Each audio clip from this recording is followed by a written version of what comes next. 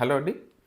మన శరీరంలో తెల్ల రక్త కణాలు 4500, 4000 నుంచి కూడా 10,000, 11,000 మధ్యలో మారుతూ ఉంటాయన్నమాట.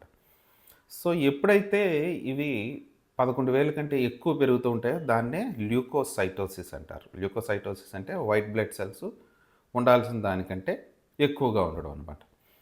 ఇది పెరిగినంత మాత్రాన క్యాన్సర్ ఉందని కన్ఫర్మ్‌గా చెప్పడానికి లేదు. ఎందుకంటే మోస్ట్ కామన్‌గా white blood cells infections, bacterial infections వచ్చేటప్పుడు పెరుగుతుంటాయి. సాధారణ జ్వరం వచ్చేటప్పుడు, జలుబు, దగ్గు ఉండేటప్పుడు కూడా వైట్ బ్లడ్ సెల్స్ పెరుగుతుంటాయి.